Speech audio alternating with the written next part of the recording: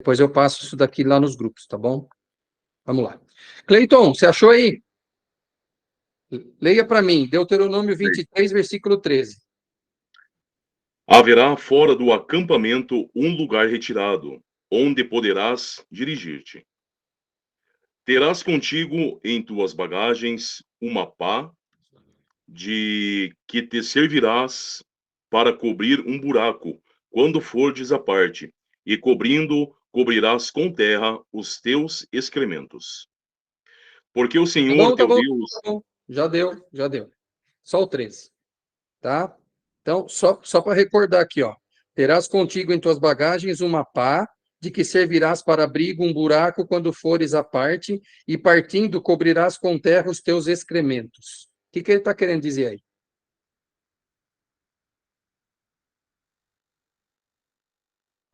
Que você tem que ter uma pazinha, para quando você for fazer o número 2, você sai do seu acampamento, cava um buraco, e com a pazinha você enterra as suas fezes, ok? Faz igual gatinho, né? Isso, só que com pá, né, dona Regina? Tem que ter uma pazinha, tá? Todo mundo usa pá hoje? Então, pessoal, pode... E faz fora do acampamento? Faz fora da casa? Não. Então, a partir de hoje, todo mundo fecha o banheiro, entendeu? E quando for fazer as necessidades, pega uma pazinha, vai no mato e faz as necessidades lá, tá bom? Tá escrito na Bíblia, não é para fazer? Quem tem filho aqui? Algum filho alguma vez fez alguma malcriação? Ou faz, né? Então vamos lá. Continua onde vocês estão. Deixa eu só achar aqui. Volta uma página aí na Bíblia, Deuteronômio 21.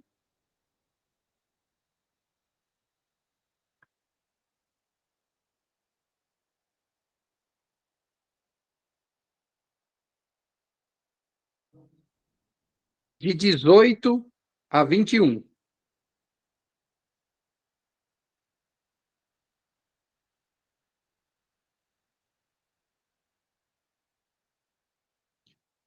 Enquanto vocês procuram, só deixa eu ver uma coisa aqui.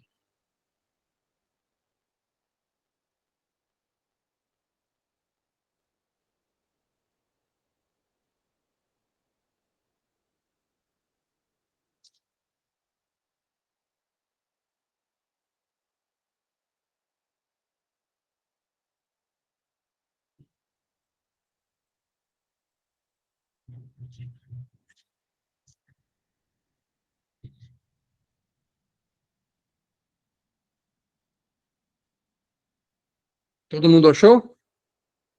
Alguém pode abrir o microfone e ler para mim? Deuteronômio 21, de 18 a 21.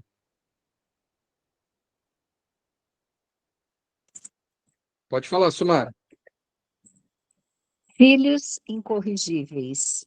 Se um homem tiver um filho indócil e rebelde, que não atenda às ordens de seu pai nem de sua mãe, permanecendo insensível às suas correções, seu pai e sua mãe o tomarão e o levarão aos anciãos da cidade, à porta da localidade onde habitam, e lhes dirão: este nosso filho é indócil e rebelde, não nos ouve e vive na embriaguez e na dissolução.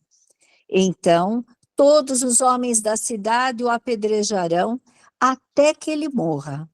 Assim tirarás o mal do meio de ti, e todo Israel, ao sabê-lo, será possuído de temor. Resolvido o problema com o filho que não obedece? Se fosse nos dias de hoje, eu acho que ia faltar pedra, viu? Esse é o problema, né? Então, gente, por que eu fiz essa pergunta? Né? Porque não é porque está lá na palavra de Deus que eu tenho que viver exatamente como ali está. Entendeu? Porque nós vamos entender um pouquinho mais para frente. Pode falar, dona Regina. Qual que é o primeiro versículo de Deuteronômio da pazinha? Deixa eu ver aqui. Desculpa, eu não peguei a Bíblia e eu estou com o celular, não dá para ver. Regina, é Deuteronômio 23:13. 23, A pazinha. Tá, 23, obrigada. 13. Nada, Obrigada. nada. Abaixa a mãozinha lá, dona Regina, senão vai ficar. Isso, perfeito. Então, agora sim. Boa noite, Melrilin. Conseguiu agora? Boa noite, consegui. Com muita dificuldade. Não, mas deu certo. Obrigado, Deu. viu? Nada. Pena que eu esqueci de começar a gravar de lá do começo. Eu sabia que eu ia esquecer. Falei, vou pôr um lembrete aqui, eu sabia que eu esqueci, mas tudo bem. Então, assim, gente, do mesmo jeito que a gente não vai viver do jeito que está escrito lá, nós também não podemos ler do jeito que está escrito lá. Na verdade, assim, ler a gente pode ler, mas nós não podemos fazer uma leitura que a gente chama. Então, assim, ó, nós vamos começar agora a falar como não ler a Bíblia. Depois a gente fala como ler, tá bom? Então, assim, como não ler a Bíblia? Uma leitura chamada de fundamentalista, e que, infelizmente, a grande maioria dos protestantes evangélicos, eles leem dessa forma. E explico por quê. Vamos falar do nosso querido amigo de novo, Martinho Lutero, né? Quando ele causou o grande cisma lá da igreja, século XVI, a revolta protestante, uma das coisas que Lutero era contra era o poder de Roma, tá bom? Exatamente, Ariela. Não podemos levar ao pé da letra tudo que está escrito. Algumas coisas sim, outras não, tá? Não confundam leitura fundamentalista com ler ao pé da letra. São coisas diferentes, tá bom? Depois eu vou explicar, tá? O que aconteceu? Uma das coisas que Lutero não queria era ter um poder central. Ele era contra o papado, ele era contra uma igreja centralizada, tá? Então, quando foi criado o protestantismo, e aí daí veio todas as seitas evangélicas protestantes presbiterianas, né? Eles não têm uma centralidade como nós temos chamado de magistério da igreja, tá bom? A parte exegética ou hermenêutica da Bíblia, o que é isso? É quem estuda, interpreta e traz a Bíblia para o nosso dia a dia, né? Para a nossa realidade, exegese e hermenêutica, tá? Existem pessoas que estudam exatamente, Suzana, perfeito, tá? Deve ser de acordo com o contexto histórico. Quem faz essa parte, existem pessoas exegetas, né? E existe um magistério da igreja por trás de tudo isso, tá bom? Então, eu não posso me auto-intitular um exegeta e simplesmente começar a falar o que eu quero da Bíblia. E é o que, infelizmente, as denominações cristãs, co-irmãos, nossa, fazem. Às vezes, funda-se uma igreja nova, evangélica, porque alguém interpreta a Bíblia de uma forma diferente. Então, eu estou interpretando esse do jeito diferente do meu pastor, então eu vou abrir uma igreja e essa igreja fica minha. Por isso que nós temos muitas denominações cristãs aí, porque eles não têm um poder central, então cada um faz do jeito que quer. Cristão católico não é assim que funciona. Então, nós não podemos ter uma leitura fundamentalista da Bíblia. E o que é uma leitura fundamentalista? Primeiro, fazer isso que eu fiz agora com vocês. Do jeito que está escrito, eu tenho que viver. A gente viu que não tem que viver assim. Certo? Esse é o primeiro ponto. E o segundo ponto, já te dou a palavra, Cleito, rapidinho. E o segundo ponto é acreditar que o texto, do jeito que está aqui, ele foi escrito por Deus daquela forma. E isso a gente sabe que não é verdade.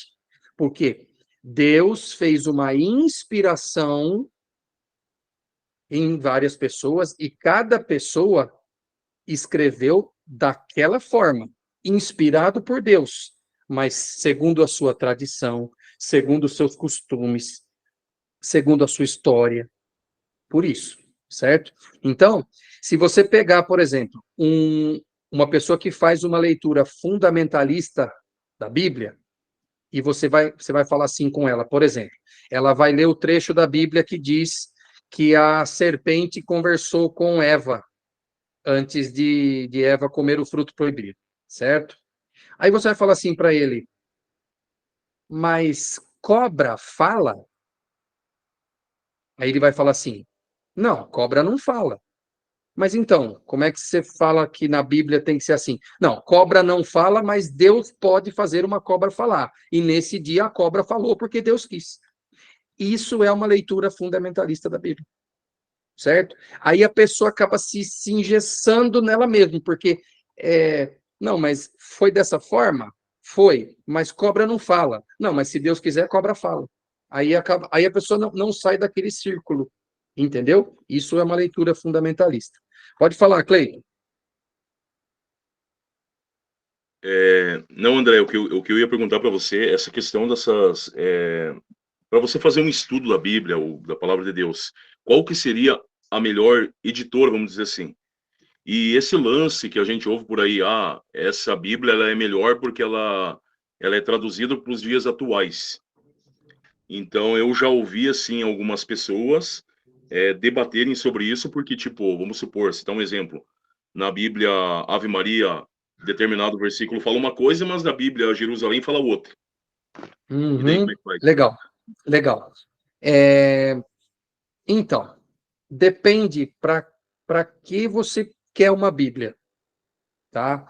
Então, assim, aproveitando já esse gancho, né, do Cleiton, eu vou entrar numa parte aqui, que é um pouco de parte histórica. O que acontece? A Bíblia, ela foi escrita Antigo Testamento, grande maioria em hebraico e uma pequena parte em aramaico, tá? Porque o aramaico é uma língua muito pobre, tem poucas palavras, era pouco falado, e era a língua dos pobres, por isso que Jesus falava aramaico. Jesus também falava hebraico, mas ele falava em aramaico, a maioria das vezes. E alguns livros da Bíblia foram escritos em grego, Antigo Testamento, alguns escritos em grego, tá bom? Que eu já vou falar já para vocês quais são. Tobias, Judite, Baruque, Eclesiástico, Sabedoria, Macabeus 1 e 2, partes do livro de Daniel e Esther, Antigo Testamento escrito em grego. O Novo Testamento, ele é todinho escrito em grego, tá bom? Por volta do século III antes de Cristo, foi feito acredita-se que 70 judeus, né, hebreus, traduziram toda o Antigo Testamento para o grego. Essa foi a primeira tradução da Bíblia, que é chamada de Septuaginta, ou Bíblia dos 70. Então, você tinha só o Antigo Testamento, nós estamos falando em 300 anos antes de Cristo, tá bom? Pegou tudo que estava em hebraico, aramaico e passou tudo para grego. Bíblia dos 70. No ano 400, nós já tínhamos o cânon como ele é hoje, certo? Inteiro. São Jerônimo traduziu do grego, do hebraico, do aramaico para o latim. E nós temos a primeira Bíblia em latim, chamado de Vulgata, por São Jerônimo, que é dia 31 de setembro, dia de São Jerônimo, dia da Bíblia, tá bom? Aí vem a pergunta do Cleiton. Qual é a melhor? Tá? Primeira coisa, se você for comprar uma Bíblia, Bíblia católica, se você for comprar uma Bíblia evangélica, vai faltar livro. A Bíblia evangélica não tem esses livros que eu acabei de falar. Macabeus 1 e 2, Judite, Baruque. Por quê? Lutero seguiu o que os judeus seguem. No Antigo Testamento, esses livros escritos em grego não constam. A Igreja Católica aceitou. O judeu não aceita e o protestante não aceita. Então, se você for comprar uma Bíblia protestante, não vai ter esses livros, tá bom? Vamos lá. As Bíblias que nós temos, ela pode ser uma tradução da Vulgata, por exemplo, acredito, se eu não estiver falando besteira, essa é a Bíblia Ave Maria. A Ave Maria deve ser uma tradução da Vulgata. Eu não tenho ela aqui, mas eu tenho também a Bíblia Pastoral, também é uma tradução da Vulgata. Percebem que a Vulgata já é uma tradução. Então, essa Bíblia, ela é uma tradução da tradução. Percebe que aí pode acontecer algumas diferencinhas, certo? Vulgata é a Bíblia que São Jerônimo traduziu tudo para o latim. Tá, Cleiton? Então, assim, isso. Então, essa é uma tradução da Vulgata, tá? Essa aqui que eu tenho também é a Bíblia de Jerusalém. Essa é uma tradução direta do grego, do hebraico e do aramaico. Então, ela não é tradução de tradução, certo? Então, assim, que Bíblia que eu compro para ler? Depende. Você vai querer estudar a Bíblia? Você já tem uma certa noção de como estudar a Bíblia? Sem dúvida alguma, essa aqui. Bíblia de Jerusalém. Tá? Sem dúvida alguma. Agora, não, eu estou começando, André. Eu preciso de uma Bíblia mais fácil. Ave Maria, Bíblia Pastoral, Bíblia do Peregrino, Bíblia tradução da CNBB. Atenção, tem gente que às vezes me pergunta se vai comprar a Bíblia da CNBB e vai ter coisa esquerdista. Não, gente, não vai ter coisa esquerdista, tá bom? A Bíblia, né, da CNBB é uma boa tradução, tá bom? Eu aqui em casa, eu tenho a Ave Maria, a Jerusalém, a Pastoral, tá bom? A Jerusalém, ela tem... Por que ela é de estudo mais? Deixa eu ver se eu mostro aqui para vocês. Não sei se vai dar para enxergar, gente. Essa página aqui, ó, aqui é a Bíblia. Essa parte de baixo é só nota de rodapé. Ela tem muita explicação. Então, para quem quer estudar, como eu estou fazendo curso de especialização e já fiz curso de Bíblia, isso, o Cleito tem da Ave Maria, né?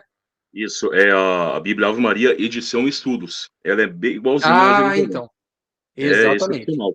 Exatamente. Então, você começa a ler por essa daqui, aí ele tem lá, letra A. Aí você vai lá embaixo, ele tem uma nota de rodapé que ele explica, tá? Tem página dela que ela tem um trechinho só de Bíblia, o resto é tudo nota de rodapé, tá? Então, para estudo, essa daqui. Para quem está querendo começar, Ave Maria, Bíblia do Peregrino, edição pastoral, CNBB, são todas boas, tá? Vai dar uma diferença, muitas vezes, em palavras. André, pode mudar o contexto? Às vezes pode. Por isso que quando eu estudo a Bíblia, eu pego as minhas 3.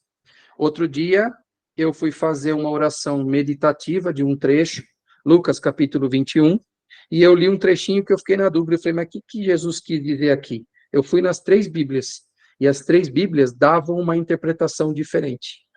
Veja que coisa interessante. 3 Bíblias dando 3 palavras diferentes que eu poderia levar a 3 interpretações diferentes, tá? Ah, André, mas e aí? O que você faz lá num caso desse? Procura na internet de uma fonte católica segura o que aquilo está dizendo. Ou então, faça como eu estou fazendo. Eu estou começando a fazer um curso de grego para estudar o Novo Testamento em grego, que aí não tem erro, né? Mas aí é um caminho mais árduo, tá? Aí é um caminho mais árduo, porque eu, como eu estou indo para essa parte, né, de teologia bíblica, seria muito interessante se eu entendesse um pouco de grego, né? Mas aí já não precisa, tá bom? Você pode procurar algum Canção Nova, algum Padre Paulo Ricardo, e pum, pega aquele trechinho e aprende ali, certo? Deixa eu ler algumas coisinhas no chat aqui que vocês escreveram. Ariela falando, não podemos levar ao pé da letra tudo que está escrito na Bíblia. Exato, nem tudo, algumas coisas sim, tá? A Suzana, deve ser interpretada de acordo com o contexto histórico também. Exatamente, Suzana. Nós dizemos hoje que a melhor forma de estudo, né, da palavra é o histórico crítico, tá? Então, o que que é o histórico crítico? É o histórico porque leva em muita consideração o contexto histórico em que aquele livro foi escrito, e crítico, realmente, nesse ponto de não criticar, mas querer entender por que que foi escrito dessa forma. Se eu sei, por exemplo, que uma cobra não fala, por que que no Gênesis colocaram que uma cobra estava falando com Eva? Isso tem uma mensagem por trás. Histórico crítico, tá bom? Por isso, precisamos da ação do Espírito Santo para nos ajudar a interpretar corretamente a Bíblia. Sempre. Sempre, sempre o Espírito Santo. Tá bom? E a Ariela falando que a dela é Bíblia Pastoral. Excelente. Eu tenho uma também aqui. Tá? Então, deixa eu pegar aqui, daqui a pouco eu vou separar um trecho aqui. Então, gente, Bíblia não é livro de autoajuda. Já começa daí. Bom, o que é livro de autoajuda? Acordei hoje meio... Não sei o que eu faço hoje, não sei se eu vou no shopping, ou se eu vou pintar o cabelo, ou se eu vou fazer a unha. Então, eu vou ler a Bíblia, eu vou ver o que a Bíblia fala para eu fazer. Não, isso não é livro de autoajuda, certo? A Bíblia, ela não é um livro para ser simplesmente lido, ou é um livro para ser estudado, ou um livro para ser rezado, tá bom? Bíblia para ser estudada ou rezada. Só abrir e falar, vou dar uma lida, tudo bem, você até pode fazer, entendeu? Mas não vai te ajudar em nada. Não vai te ajudar em nada. Se você não estudar ou se você não rezar, ok? Tem gente que lê a Bíblia para que a Bíblia se encaixe no que eu penso. Isso é muito comum, tá bom? E se eu quero interpretar do jeito que eu quero, eu não vou mudar as minhas ideias. É a Bíblia que vai se adequar na minha ideia. Esse é um grande problema. Esse é um grande problema. Sabe por quê? Toda a Bíblia, se vocês pegarem aqui, ó, eu vou pegar, por exemplo, no Novo Testamento. Ela tem blocos, certo? Ó, ela tem um bloquinho aqui em cima, depois tem outro bloco aqui, depois tem outro bloco aqui. Esses blocos, eles são chamados de perícopes, tá bom? Quando eu leio um trecho da Bíblia, eu tenho que pegar aquele trecho dentro daquele capítulo, dentro daquela perícope, dentro daquele capítulo, dentro daquele livro e dentro de um contexto histórico, tá? Porque pensa bem, olha, se eu só chegar para vocês hoje e falar assim, ó, imagina, né, que eu estou dando aula numa classe da USP que não tem ninguém católico. E aí eu chego e falo assim, pessoal, tem um versículo da Bíblia que fala assim, mulheres, sejam submissas a seus maridos. O que vai acontecer dentro da sala de aula? No mínimo vai ter uma guerra, vai morrer uns 4 ali, no mínimo, e eu junto, certo? Por quê? Porque eu simplesmente peguei um versículo e joguei e deixei ele explodir, certo? Mas então quer dizer que a Bíblia, ela é machista, né? Porque as mulheres têm que ser submissas. Aí, se você pegar todo o contexto da carta de Paulo que ele está falando sobre isso, você vai ver que, naquela época, quem tomava conta da casa era o homem, e a submissão que ali naquela carta Paulo pede para as mulheres é no amor. Isso é muito diferente. Tanto é que depois ele fala, marido, amar, isso, carta aos Efésios, exatamente. Esse ano, né, nós estamos comemorando e lendo a carta aos Efésios, né? Então, existe todo um contexto. Aí depois fala, maridos, amai vossas esposas como Cristo amou a igreja, né? Ou seja, dando a vida por ela, né? Então, você precisa entender o contexto na época, contexto histórico, tá bom? Tem muita coisa envolvida. Então, assim, ler a Bíblia para que eu aprenda com as ideias da Bíblia. Cabeça aberta, mudança de pensamento. Já ouviram a palavra metanoia? Né? Metanoia também vem do grego, né? Meta, mudança, noia, mentalidade. Mudança de mentalidade, tá? Então eu tenho que ler a Bíblia com metanoia, para que se eu ler alguma coisa e eu perceber que aquilo é verdade, eu mudo o meu pensamento e não faço com que a Bíblia entre dentro daquilo que eu penso. OK? Alguém quer falar, quer comentar alguma coisa, falar alguma coisa?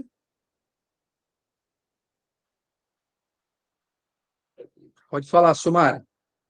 André, o que que você acha? Assim, eu já ouvi muito, né, algumas pessoas falarem que leem a Bíblia do começo ao fim como um livro, sabe? Que leu a Bíblia inteira.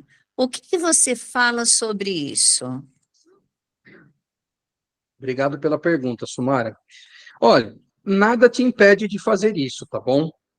Se você pegar a Bíblia do começo ao fim, você vai fazer na ordem cronológica, não de que ela foi escrita, mas na ordem cronológica de como os fatos foram ocorrendo dentro da história da salvação.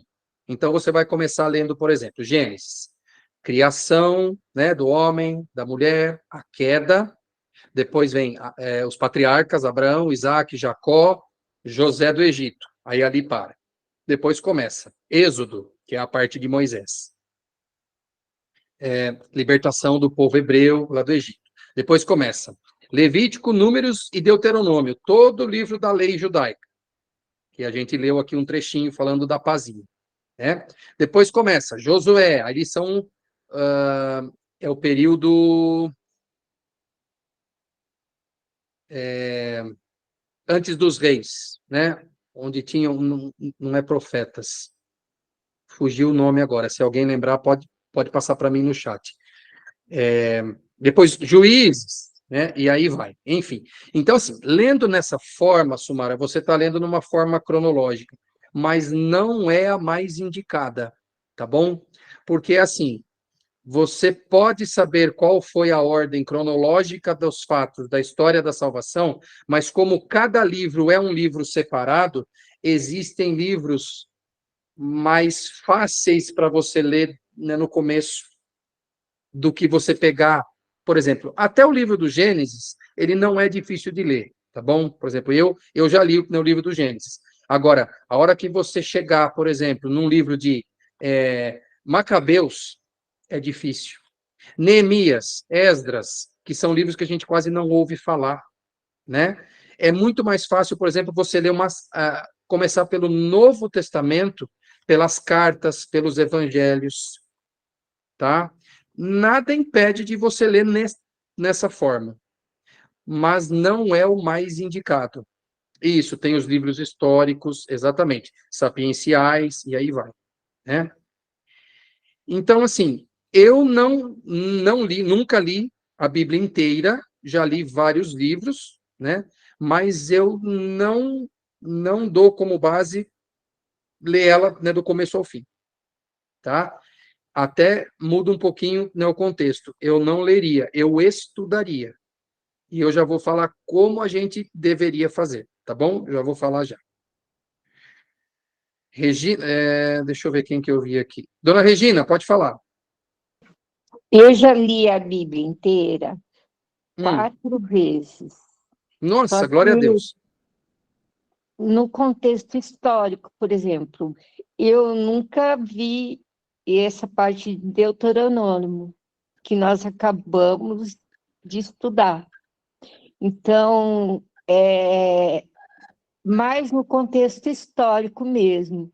Mas Entendi. de tudo, eu acho que hoje, por tão pouco, eu vi que eu nunca vi nada da Bíblia. Então, por isso que eu falo, dona Regina, que é assim, a Bíblia, se a gente pegar e ler como se fosse um livro qualquer, vai ser lido. Mas e aí? O que mudou? Porque a Bíblia está aí para mudar a gente, para ensinar a gente, né? Pode falar, A Cleiton. Bíblia, a Bíblia me mudou muita coisa na vida, Ai, muita que bom. coisa, Uhum. sabe? Muita coisa a Bíblia me mudou na vida. Só que assim, não assim em contexto para evangelizar, por exemplo, como você está fazendo. Você está estudando para evangelizar. Eu não sei Exato. evangelizar, certo?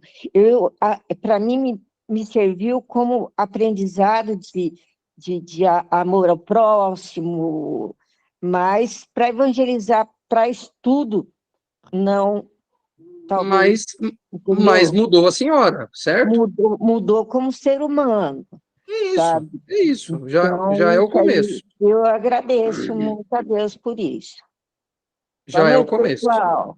Obrigado, dona Regina. Fala, Cleiton. Na verdade, André, é uma opinião sua, hein?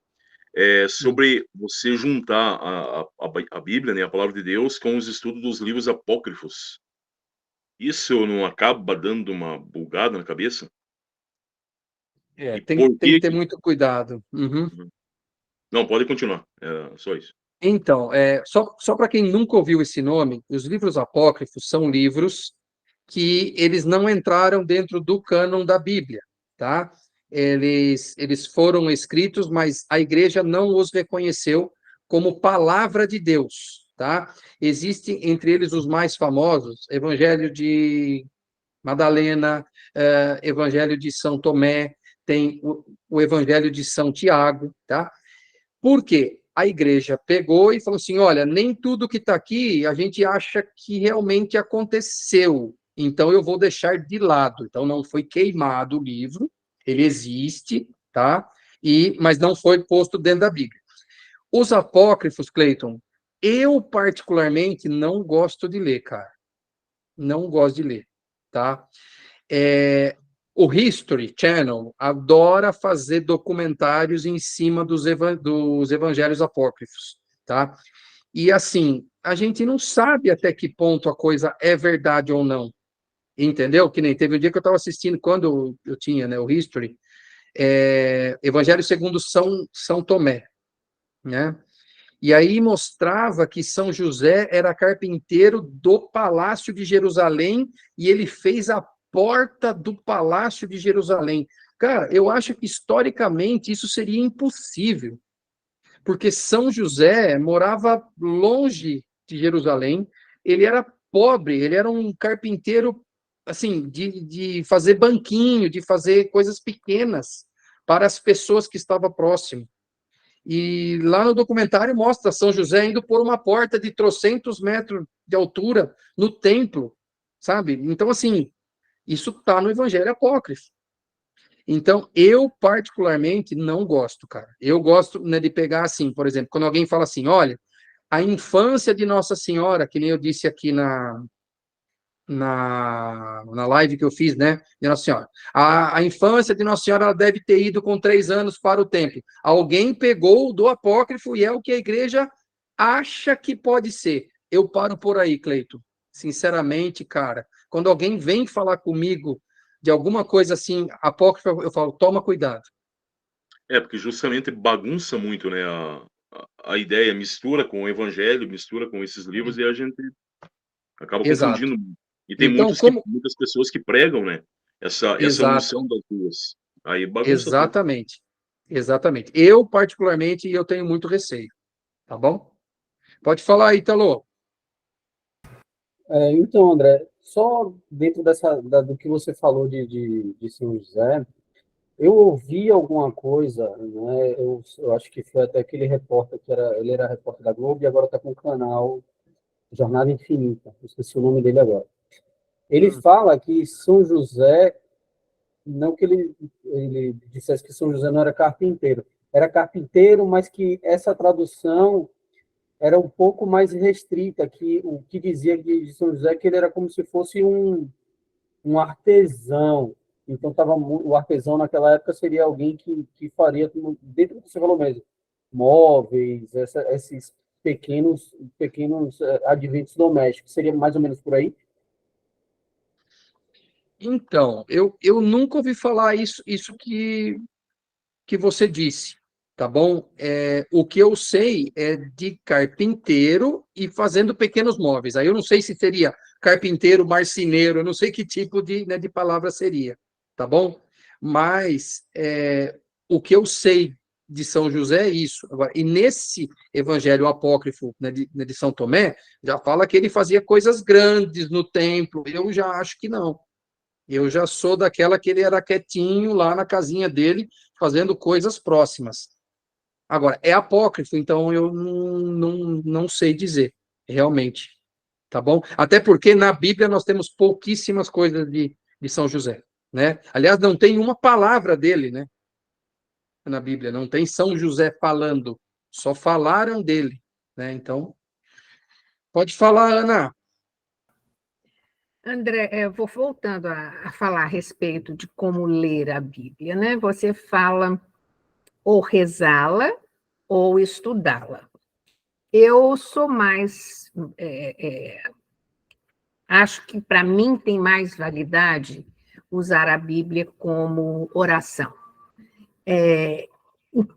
Tudo que envolve, e eu tenho por hábito fazer aquele sistema de, depois das minhas orações, pegar a Bíblia, abrir e ler aonde ela caiu, aonde ela abriu. E a minha experiência com isso tem sido sempre extremamente maravilhosa, porque sempre eu consigo tirar daquele trechinho que eu li alguma coisa muito importante. Então, eu acho que o que a gente tem que entender é que quando você pega a Bíblia, é mais importante que você esteja numa postura orante, para que você possa entendê-la. Porque a linguagem da Bíblia, muitas vezes, é rebuscada, lógico que é voltada ao tempo em que foi escrito, dentro da situação histórica, mas eu acho que vai muito de como você se posiciona para ler a Bíblia, de que forma que você abre o seu coração quando você pega a Bíblia para ler. E eu tenho por hábito, se eu quero estudar alguma coisa, eu vou no catecismo. Eu não uso a Bíblia para estudar. A Bíblia, para mim, é a eu já oração. uso. Eu já uso. Não, ótimo, ótimo. E assim, a Ana falou uma coisa muito interessante, que assim, eu falei que não pode abrir a Bíblia e ler naquele ponto de vista de autoajuda, tá bom? Será que vai chover hoje? Deixa eu abrir aqui para ler. Não, mas assim, eu posso, tá? Vou ver o que a palavra de Deus tem para mim hoje. Vou abrir um trecho e vou ler, certo? Só não use isso como autoajuda, tá bom? Abriu, leu, rezou, ok, tá bom? Só não use como autoajuda. Eu gosto de orar pela Bíblia, a oração meditativa que eu faço, 90% das vezes é pela Bíblia, algumas vezes eu uso o livro A Imitação de Cristo. Alguém conhece esse livro? Fantástico livro, tá? A Imitação de Cristo. Tá? Às vezes eu faço por lá a minha oração meditativa, mas como eu estou fazendo agora o curso, então eu estou estudando pela Bíblia, né? Só que assim, eu estou estudando mais para passar para vocês, para as pessoas que tiverem comigo, tá bom? Mas assim, Ana, o que é o rezar, né? O rezar é fazer com que aquela palavra de Deus entre na minha cabeça e me transforme. A oração, ela só vai ter o sentido dela se você ouvir Deus, oração meditativa aí, né? Ouvir Deus e Deus te transformar através da oração, que pode ser a oração aqui, certo? Mas excelente, E o que é excelente. mais importante, o que eu acho mais importante, não, o que eu acho mais interessante é que, às vezes, a mesma passagem lhe penetra de uma forma diferente em vários momentos da sua vida. Não é como a autoajuda, mas é aquilo que eu acredito muito na inspiração divina. Então, Claro, sim. como a gente se coloca a serviço, né? Eu sempre peço muito a luz do Espírito Santo, porque eu acho que eu não tenho capacidade sozinha para fazer absolutamente nada, até nas minhas orações. Então, eu acho que quando a gente abre aquele livro, é o Espírito Santo que está mostrando aquilo que a gente precisa ler. E isso eu acho que isso vamos usar a palavra mágica, não é divino. Então, aí que tá.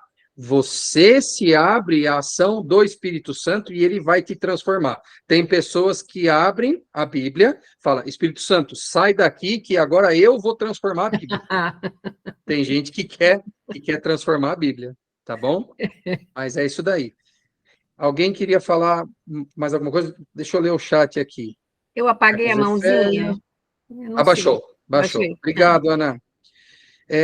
Ariela, você poderia passar no grupo a melhor ordem para lermos a Bíblia? Eu vou montar um esqueminha, tá bom? Cartas, evangelhos, tá bom? Vou ver se eu passo. O Ivan falando de livros históricos, antes de estudar os apócrifos, devem ser lidos somente após a gente ter conhecimento mais profundo. Perfeito, Elaine. Perfeito, tá? Porque aí a gente tem um conhecimento do que a igreja diz que é palavra de Deus, e aí a gente pode ler alguma coisa lá dos apócrifos, tá? A Bíblia é palavra viva, a Suzana disse, perfeito.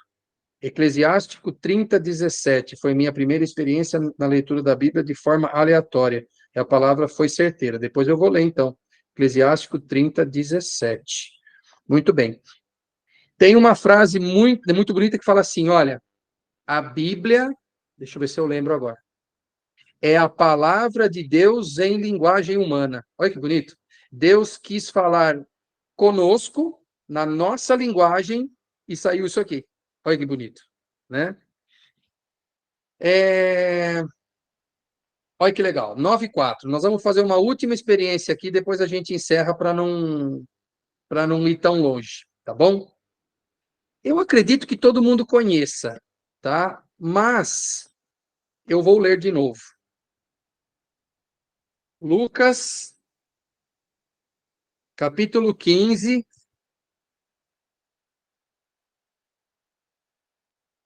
de 11 a 32. Eu vou ler aqui, tá bom?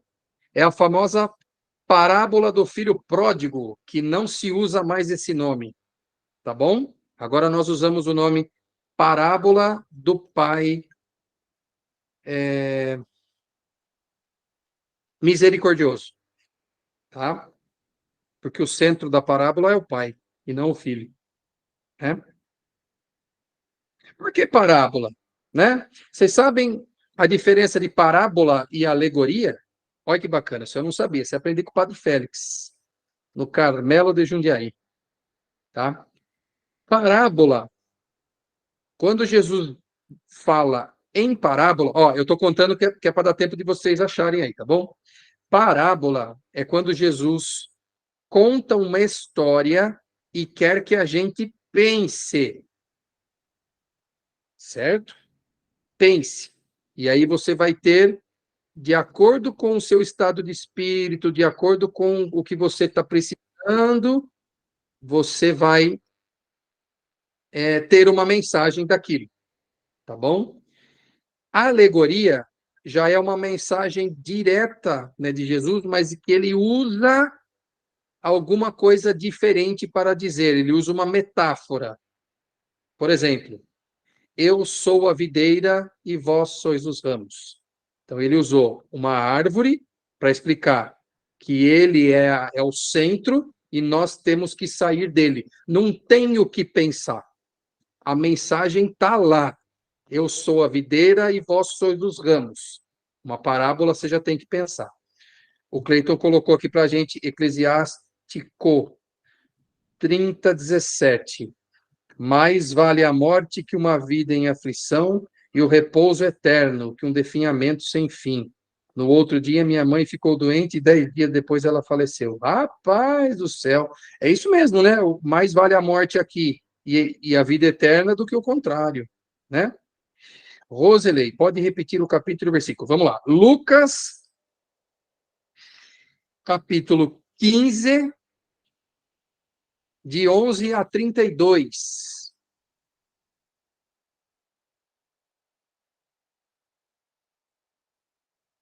Eu vou ler aqui. Disse também: um homem tinha 2 filhos. O mais moço disse a seu pai: meu pai, dá-me a parte da herança que me toca. O pai então repartiu entre eles os haveres.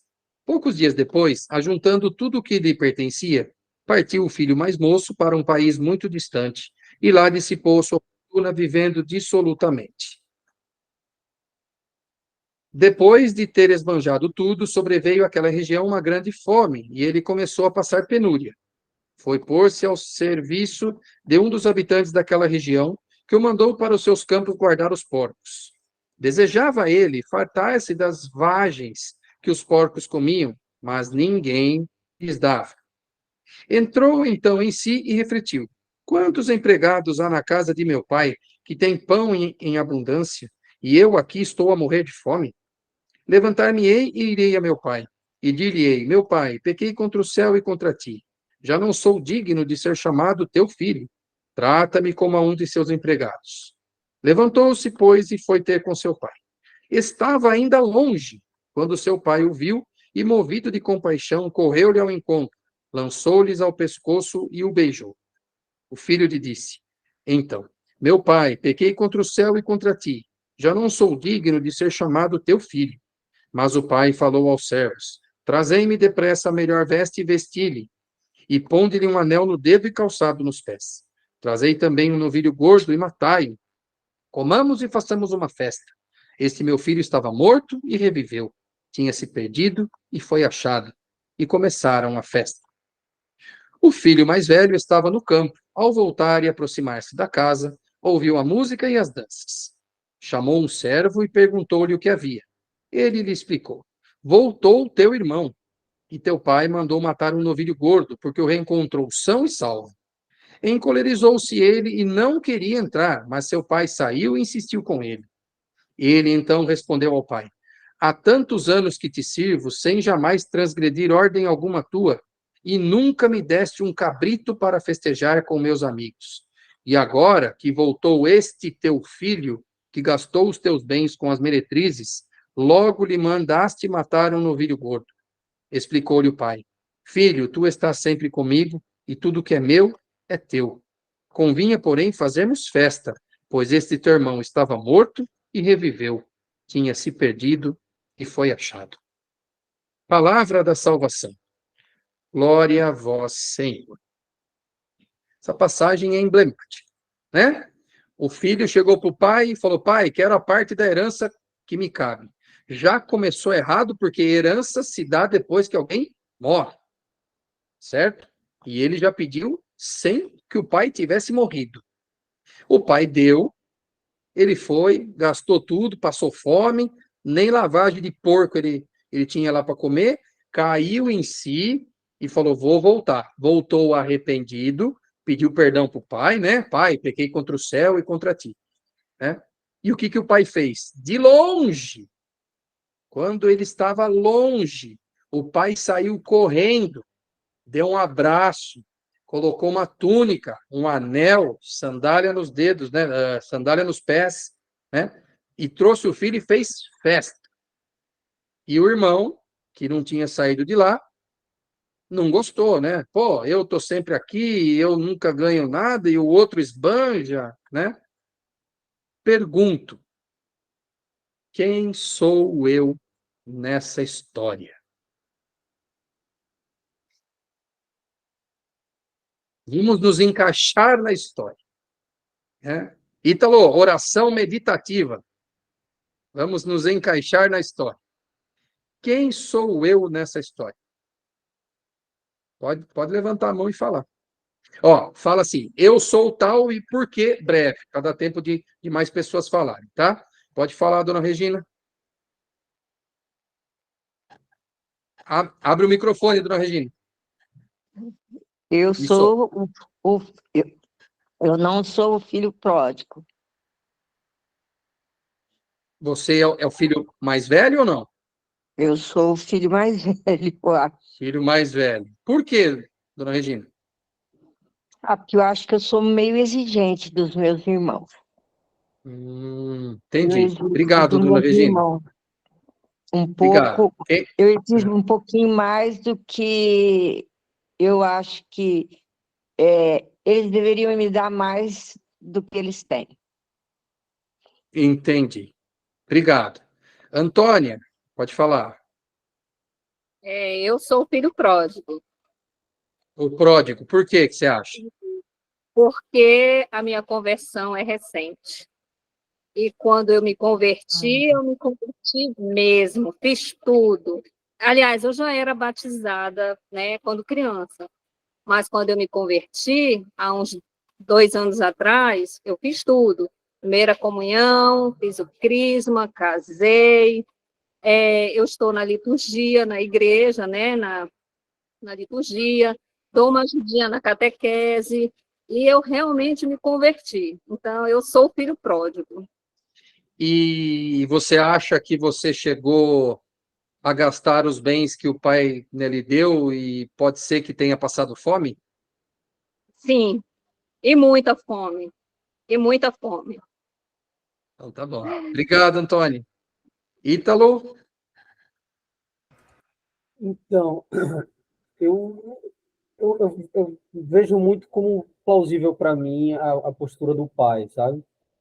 Eu posso ficar chateado, ficar puto com as coisas, tá vendo? Xingando, né? Então, posso ficar chateado com as coisas, mas se eu percebo que a pessoa se arrependeu e veio até a mim, é como se nada tivesse acontecido, deixa para lá, vida que segue, vamos comemorar, pelo menos estamos voltando às boas. Eu sempre parto dessa premissa. Muito embora perdoe, eu nunca esqueço ainda, o meu perdão ainda não está tão, tão correto, por assim dizer, né? Mas tão grandioso, né? Ainda lembro do que aconteceu, mas sempre, não, beleza, aconteceu, eu sei que aconteceu, mas vamos tocar para frente. Seria um pai assim, que perdoa, só que a hora que o filho chegasse ia falar um monte para o filho. Não seria de falar um monte, não. Não. Mas eu sei disso, mas vamos lá, vamos caminhar. Mas não esqueça não se esqueça também que eu lembro do que aconteceu antes, sabe? Bem por aí. Pois é. Pois é. Obrigado, Ítalo. Ana?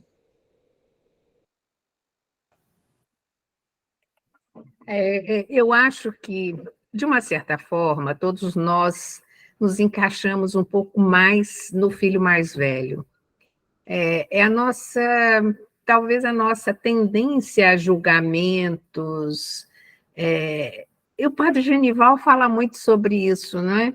Às vezes a gente acha porque é bonzinho, porque faz as coisas certas, a gente merece o céu, né?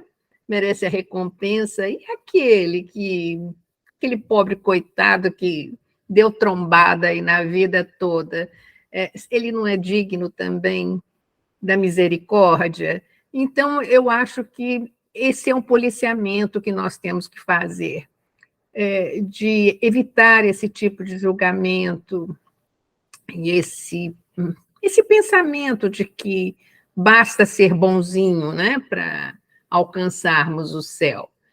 Mas eu acho que a nossa tendência maior é sempre nos equipararmos ao filho mais velho. Antes não fosse assim, mas eu acho que é o mais provável. Pois é. Já vou comentar, Ana, no que você falou, tá bom? Rosenei, pode falar. Bom, eu concordo um pouco com a Ana, mas eu acho assim também que a gente às vezes é os dois. Tem momentos da vida que a gente é o filho prodígio e o mais velho, né? A gente é os dois. Tem vários momentos. E eu vejo por mim aqui, pela minha família, eu tenho 3 filhos. E o do meio tá com 20 anos e resolveu ir embora. para Bahia. Eu moro aqui no sul, no Rio Grande do Sul. E ele resolveu que ia para lá embora com a namorada, que a namorada tinha ido e ele ia morar lá. Largou o serviço, largou tudo e foi. Só que, sabe, o coração de mãe fica partido. E aí, não tinha um mês, ele me pediu, mãe, compra passagem para mim para voltar. O que a mãe fez? O que a gente fez? A gente fez exatamente o que esse pai da leitura fez. A gente comprou a passagem para ele e para ela. Trouxemos os dois. Hã? Um mês ficou lá. Um mês. E eu rezava, eu ia na igreja, me ajoelhava e pedia para Nossa Senhora que se fosse para ele passar trabalho lá, dificuldades, passar fome, que trouxesse meu filho de volta. Não importasse se ele trouxesse ela ou não, né? Mas, aí, quer dizer, a namorada que... A namorada que veio, né? Aí ela veio junto com ele, compramos as passagens, mandamos tudo para ele. Veio, e o que a gente fez? A gente fez a mesma coisa que esse pai, a gente fez uma festa quando ele chegou.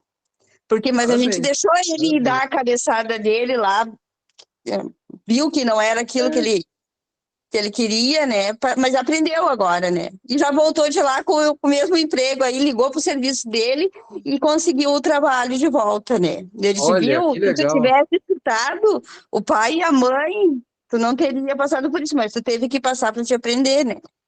Tá certo. Então, a senhora viveu essa parábola, então? Não foi só escrita, não. Sim, a gente viveu aqui em casa. Legal, obrigado pelo testemunho, Roselei, muito bacana. Fala, Cleiton. Cara, na verdade eu não ia comentar, cara, mas eu acho que vou. Como a Ana, ela comentou ali também, eu concordo com ela, na colocação dela. Que eu, Cleiton, tenho essa tendência do filho mais velho, hein? Né, da gente julgar, da gente levantar falsas acusações de situações que a gente não sabe o porquê daquela situação, o porquê da que a pessoa está vivendo naquele momento, né? Aqui em Ponta Grossa, eu sou aqui do Paraná, Ponta Grossa, é muito comum a gente ver moradores de rua vindo até você pedindo dinheiro. Ah, eu não vou ajudar porque ele quer dinheiro para isso, para aquilo, para aquilo. Peraí, mas tu sabe a vida do cara? Tu sabe a necessidade dele? Tu sabe o porquê que ele tá naquela situação? Então, eu tenho esse tenho esse instinto de julgar antes de conhecer a realidade. E a mesma coisa desse filho pródigo, né? Pô, gastou o que você tinha, fez o que você fez, tá? E agora se volta e tu acolhe de braços abertos. Peraí, mas e eu? Tudo que eu tenho eu não enxergo? Eu não vejo aquilo que eu tenho, aquilo que o meu pai disse que o que é dele é meu também, eu não enxergo isso. Eu enxergo só o outro lado. Então eu me coloco um pouco nessa situação, nesse filho mais velho. É isso aí.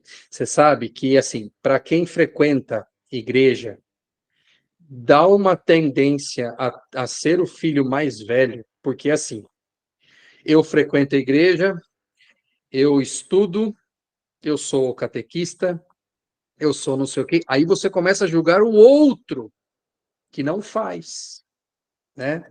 Esse, às vezes, é um erro muito comum, e eu digo por mim, tá bom? Eu tô batendo no peito, porque, assim, você acha que porque você faz mais coisa dentro da igreja, porque você estuda, porque você não sei o quê, os outros não prestam. E aquele que não presta tem que ir para o inferno, entendeu? Às vezes você não fala, mas você manda, né? Às vezes a pessoa fala assim, e aquela pessoa lá, ó, tá vendo? Ela não tá nem aí com Deus, ela tem que ir para o inferno mesmo, né? Depois que você começa a perceber que se você faz coisas boas que os outros não fazem, você faz por graça de Deus e não por seus méritos, certo? E se aquele outro não faz ainda, é porque aquele outro está na jornada ainda que ele não voltou. Ele está comendo lama lá, comendo lavagem. Mas é difícil para a gente enxergar isso, né? É muito difícil a gente enxergar isso. E agora, uma última pergunta dela do Evangelho, e depois a gente fecha, né? A atitude do pai não é muito estranha, assim, do ponto de vista pedagógico, né, Sumara? Psicológico e pedagógico. Ele passar a mão lá na cabeça do filho, porque a gente costuma falar assim, não pode passar a mão em tudo que né? Passar a mão na cabeça em tudo que o filho faz, que o filho vai ficar mal acostumado, Não é estranho? Porque o pai deu dinheiro que não era para dar. Ele foi embora, deu cabeçada. Aí voltou, o pai não falou um A do tipo assim, ó, filho, você viu a besteira que você fez, aprendeu agora que não é fazer isso. Não, o pai não questionou. O pai foi lá, que assim, o que é túnica? Vestir alguém que está nu, ou seja, alguém que não tem nada. O pai devolveu tudo para ele, tá? Vestir alguém que está nu é isso. Nu é quem não tem nada. O pai deu tudo. Colocar uma sandália nos pés e um anel nos dedos é devolver a dignidade para aquela pessoa, né? Ele foi comer a lavagem dos porcos e nem isso lhes dava. Porcos, para judeus, é um animal totalmente impuro. Então, quando Jesus contou essa parábola para os judeus, né, para os fariseus, né, soa bem pior do que para nós hoje, porque para nós a gente lembra do quê? Daquele porquinho bonitinho que vira pernil, né, vira linguiça, a gente lembra disso. Mas quando você fala porco, para o judeu, é um animal impuro. Quem encosta no porco, bom, né, judeu não come carne de porco, encosta no porco está impuro.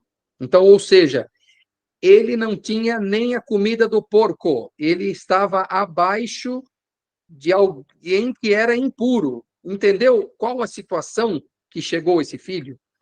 Se Jesus fosse contar essa parábola hoje para a gente, podia dizer que o filho pegou o dinheiro, foi lá para Cracolândia, tá? Para a gente comparar o porco, né? E lá na Cracolândia ele fumou, ele cheirou, ele injetou, até que ele não tinha água lá para beber, ele tomou água da sarjeta, entendeu? Ele não tinha água para injetar droga, ele pegou água de privada para pôr.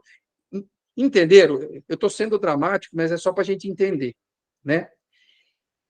E como que fica essa história do pai que passa a mãozinha nela na cabeça? Como é que vocês enxergam esse tipo de coisa? Que podia falar assim, o pai é meio bocoió, né? O pai é meio bobo. Pode falar, Cleito. Eu vejo assim, esse pai, eu acho que alguém comentou até, eu achei interessante o comentário ali, eu vejo esse pai como Jesus, né, acolhendo um pecador que fez o que fez, mas se arrependeu das suas fraquezas, dos seus pecados, e quis voltar para a casa de Deus, quis voltar para o seu lar, quis voltar para onde é o seu lugar. É o amor de pai, né? Pai não, né, eu acho assim que o pai ele não nega uma ajuda para um filho de jeito nenhum, por mais que tenha errado, por mais que tenha dado cabeçada aí. Eu não sou pai, né? Então não sei qual que seria a sensação se acontecesse comigo isso, mas a gente tenta se colocar no outro lugar. Então é o amor de Deus acolhendo o pecador arrependido. Dona Regina? É o amor. É o amor. É o amor, É o amor. amor de Deus? O amor do pai humano mesmo, da mãe humana que faz isso. Como essa nossa outra amiga aí comentou, que ela mandou a passagem para o filho. Entendeu? Amor do ser humano mesmo. Eu acho que existe isso ainda, muito. Principalmente da parte da mãe. Existe muito. Ok. Roselei, você queria falar de novo? Sim, Pode falar, Roselei. aqui também teve essa parte assim dos irmãos, né? Depois aí a gente teve, claro, que a ajudar eles até eles conseguirem trabalho, se organizar, né? Os dois, assim, ter o canto deles, a casinha deles, né? E aí a irmã mais velha, né, também me critica até hoje, ela me cobra, ela, mais, tu não parou ainda de ajudar o Lucas, tu tem que largar ele de mão, tu tem que deixar ele se virar.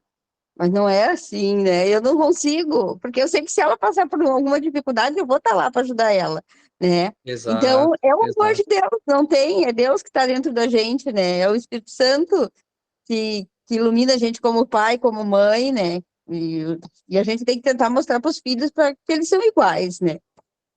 Por mais que eles sintam, sim, essa diferença, né? Entre um e outro, mas não, o amor é igual, vocês. É isso aí. Obrigado, Roselei. Aqui tem no chat a Elaine falando aqui, né? Muitas vezes a gente é o irmão mais velho, que a gente julga aqueles que erraram e acha que eles não merecem acolhimento, como se o céu fosse só para aqueles que nunca erraram. Ou, Elaine, eu vou completar, é como se o céu fosse para quem merecesse, né? Exatamente. A Ariela falou que já me vi nos 3 casos, exato. Eu vou comentar isso um pouquinho lá no final, tá? Há mais gente, há mais alegria no céu por um pecador convertido do que por aquele que não precisa de conversão. Exato, Ariela, obrigado, viu? Elaine, isso me lembra outra parábola, de quando Jesus chama os trabalhadores em várias horas. Essa aí é perfeita, tá? Eu estava na dúvida qual eu ia fazer, e eu acabei fazendo a do filho pródigo, tá bom? E a gente fica achando que Deus vai gostar de quem trabalha mais e recompensará conforme a hora que você começou a trabalhar na vinha, né? Porque ele pagou igual para aqueles que trabalharam menos. Exatamente. Não importa em qual momento você se decidiu a trabalhar para Deus. Exato. Elaine, mas a gente fica incomodado com o jeito de Deus amar, porque não é o nosso jeito de amar, né? Por isso que nós precisamos de oração, para que Deus haja em nós e nós possamos amar como Deus ama, tá? Sabe o que é amor misericórdia, gente? Outro dia que eu aprendi isso, né? O amor misericórdia é o amor que Deus tem por nós, que Ele é o Altíssimo e nós estamos aqui embaixo. E o amor misericórdia faz com que Deus se rebaixe a ponto de sentir a nossa dor. Olha que bonito. Amor misericórdia. Porque ele, sendo Deus, ele não poderia sentir a dor que nós sentimos. Mas através de Jesus Cristo, que se rebaixou à condição humana, e como Deus é a Santíssima Trindade estão juntos, tá? Quando Jesus se tornou também humano, né, um homem-Deus, Deus teve a capacidade de sentir o que a gente sente. Isso que é o amor misericórdia, tá? Tem que tentar pôr no lugar do outro, a Suzana falou, né? É que a parábola trata do reino de Deus, o patrão é Deus, exatamente, exatamente, né? Ariela, assim é o amor de Deus, quando ele vê um coração verdadeiramente arrependido. A Suzana, Deus está sempre à nossa espera, mesmo que nos afastemos dele, sempre. Está pronto para sair correndo, Suzana. E a hora que ele nos vê lá, voltando lá longe, ele sai correndo e nos dá um abraço. O Juliano, o pai na história é um símbolo do amor, perdão e misericórdia divina. Se você deseja reconhecer e internalizar a generosidade e compaixão de Deus em sua própria vida, pode se identificar com o pai. A mensagem é sobre a disposição de Deus em acolher e perdoar independentemente do passado. Exato, Juliano, você foi na ponta, que eu vou finalizar hoje falando disso, tá? E a Elaine, representa o sacramento da reconciliação. O pai restaura a aliança com o filho. Deus dá o livre-arbítrio para fazermos o que quiser, mas é justo para colhermos as consequências de nossas escolhas. Mas se o filho reconhece o erro, o amor explode. E vocês viram que interessante? Não fala nada do filho, fala que ele gastou, filho pródigo, ele gastou os bens. Quando o irmão foi falar com o pai, ele falou assim: esse teu filho, quer dizer, não é esse meu irmão, esse teu filho gastou todos os teus bens com prostitutas. Opa, ninguém falou em prostituta antes. Percebe? Quem fala em prostituta é o irmão, não é o filho. Lá o filho fala que ele passou, que ele gastou. Aí o irmão já pega e pá, gastou com prostituta, entendeu? Então, assim, achei muito interessante e eu quero finalizar com isso. Esse trecho, garanto que muitos de vocês já ouviram, já leram várias vezes. Cada vez que a gente lê, a gente puxa mais para alguém, né? Vai ter dia que eu vou ler, eu vou falar, putz, eu sou o filho pródigo. Vai ter dia que eu vou falar assim, não, eu sou o filho mais velho. Aí vai ter época que eu vou falar assim, não, acho que eu sou o pai, eu estou conseguindo perdoar, né? Então, veja, nós podemos ter várias sensações com a mesma leitura. Nós aqui estamos em 22, várias pessoas falaram, cada um falou uma coisa, tá? Por que que isso? Porque a palavra de Deus, ela nos toca de maneira individual. individual. Porque a palavra de Deus, quando nós abrimos o coração e realmente permitimos que Deus nos toque através da oração, o toque é particular de cada um. O toque, ele é particular. Veja, a interpretação não é particular. Eu não posso interpretar da minha forma e a Sumara de outra forma e o Ítalo de outra forma. A interpretação é a mesma, mas o toque que vai me chamar a atenção. Se hoje eu sou o filho pródigo, amanhã eu sou o pai, amanhã eu sou o... Sabe quem que eu posso ser também? Olha que interessante. Ninguém falou isso. Me veio agora isso. Eu posso ser o cara que deu trabalho para o filho pródigo e nem a lavagem eu dei para ele comer. Não posso ser? É um personagem meio escondido, né? Quantas vezes sei lá, eu tive um funcionário, se eu fosse dono de uma empresa, né? Eu tive um funcionário que precisava de ajuda e eu não ajudei. Será que nunca existiu gente assim? Né? Pode falar, dona Regina. Hoje me aconteceu isso. Uia! Um rapaz me pediu um copo de água e eu estava no térreo. Eu falei, ai, moço, me desculpe, mas eu não tenho água aqui. Ele falou, a senhora é louca? Como é que a senhora a senhora acabou de tomar banho? Ele viu que eu estava com o cabelo molhado, tinha acabado de tomar banho. A senhora é louca? Como a senhora acabou de tomar banho? Eu vi que ele estava drogado, mas eu não tinha um copo de água. Eu não pensei assim, eu vou subir, ir lá e buscar um copo de água, pegar uma garrafinha de água, e falar, espera um pouquinho. Hoje me aconteceu isso. Então, às vezes acontece. É claro, a gente tem todo um medo, a gente não sabe se a pessoa vai assaltar ou não, existe Não, todo mas um eu estava contexto. dentro da grade aqui, sabe? Ah, Eu entendi. podia ter subido um andarzinho e ter pego uma garrafinha de água e ter dado para ele. Mas eu falei Então, para ele, não, eu não tenho água aqui, certo? Eu não tive assim, eu não dei a lavagem para ele, sabe? Ele é, entendi. entendeu? É isso aí, ó. Tá vendo? É isso aí, né? Hoje me aconteceu Então, isso. E depois me doeu muito o coração de não ter pego a água para ele. tá vendo? Pois é. Então, reza para que Deus, da próxima vez, Me dê inspire, sabedoria de dê a subir a sabedoria. escada. Exatamente. De Ou falar, tirar a espera um preguiça, né? pouquinho. Às vezes Não é foi nem a preguiça. preguiça, foi a falta mesmo de, sabe, de me dar de repente, falar, espera um pouquinho que eu vou lá, vou ali pegar o copo d'água. Sabe, tanta garrafinha de água na geladeira, eu vou ali pegar a água para você, espera um pouquinho, sabe? Mas eu Uhum. falei para ele, não, eu não tenho água aqui. Aí ele me virou para mim e falou, a senhora é louca? Como que a senhora acabou de tomar banho? Sabe? É isso aí. É isso Foi aí. bem. Eu não dei a água nem da lavagem. Hum. A Elaine pôs assim: a gente às vezes também é o servo que dá a notícia ao irmão mais velho que o outro irmão voltou são e salvo. A gente dá uma boa notícia achando que vai fazer a alegria de outrem, mas acaba desagradando. É verdade, ó, tá vendo? Era um outro ponto que eu nunca tinha pensado, né? A gente dá a notícia e fala: ô, seu irmão voltou, ah, aquele desgraçado lá, né? Pois é. Agora, gente, né, para a gente fechar aqui então, né? O pai não fez pergunta nenhuma para o filho. Não perguntou o que você fez, onde você foi, o que aconteceu, por que você não pensou direito. Não, o pai abraçou, pôs para dentro de casa e fez festa. Porque para Deus, a nossa salvação, ela é tão importante, que para Deus é a coisa mais importante que existe para ele, né? As 99, ele larga 99 ovelhas e vai buscar uma, né? Não interessa o que você fez. Olha que interessante.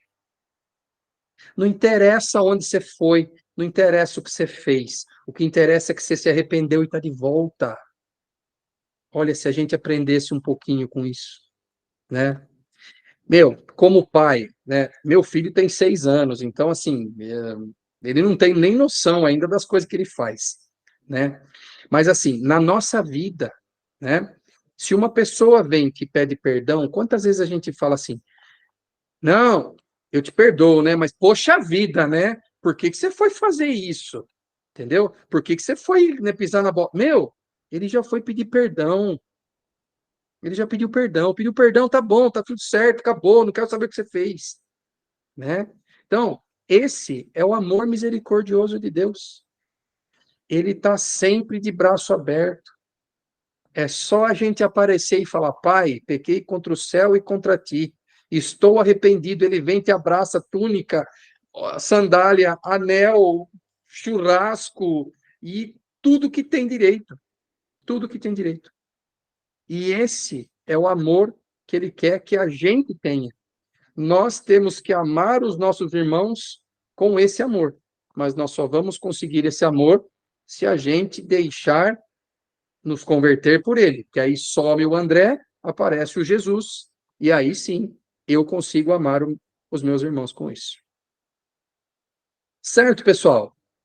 Ó, vou falar para vocês. Gostei pra caramba, viu? Gostei pra caramba de estar aqui com vocês. Não foi só eu que falei, vocês também falaram. Isso é muito legal, tá bom? Eu queria combinar o seguinte lá com vocês. Semana que vem, na terça-feira, eu gostaria de ensinar para quem não sabe e praticar a Léxio Divina, tá? Léxio Divina, para quem não sabe, é a leitura orante da Bíblia. É você rezar com a Bíblia. E existem 4 passos para isso, tá bom? Não é oração meditativa, tá bom? Mas é uma leitura orante da Bíblia. Existem 4 passos. Então, qual que é a ideia? É estudar quais são esses 4 passos, tirar as dúvidas, né? E aí a gente pegar um trecho da Bíblia e praticar, tá bom? Eu estou tentando contratar uma pessoa para fazer junto comigo, e eu vou conversar com essa pessoa, vou ver se eu convenço ela, porque essa pessoa sabe fazer melhor do que eu. Mas eu estou aqui, né, na semana que vem. Combinado, pessoal? Então, semana que vem a gente vai falar sobre Léxio Divina. Vamos aprender a orar com a Bíblia. Fechado? Gostei demais, né, de estar aqui com vocês, pessoal. Vocês. Boa noite, pessoal. Fantástico. Não, Boa não vai noite, embora, André. não. Nós vamos rezar. Nós vamos rezar. Quero rezar uma Ave Maria para dedicar o nosso bate-papo de hoje, não foi nem catequese. O nosso bate-papo de hoje, consagrar a Maria para que ela possa estar sempre com a gente. Ave Maria, cheia de graça, o Senhor é convosco, bendita sois vós entre as mulheres, e bendito é o fruto do vosso ventre, Jesus. Santa Maria, Mãe de Deus, rogai por nós, pecadores, agora e na hora de nossa morte. Amém. Glória ao Pai, ao Filho e ao Espírito Santo, como era no princípio, agora e sempre. Amém. O Senhor esteja conosco, Ele está no meio de nós. Abençoe-nos o Deus Todo-Poderoso, que é Pai, Filho e Espírito Santo. Amém. Muito obrigado, pessoal. Ó, o vídeo gravado eu vou colocar nos grupos, tá bom? Para quem quiser baixar, ouvir de novo, tá? E a gente vai se falando por aí. Muito obrigado, fiquem com Deus e salve Maria. Ave Maria. Deus abençoe a todos, Salve Maria.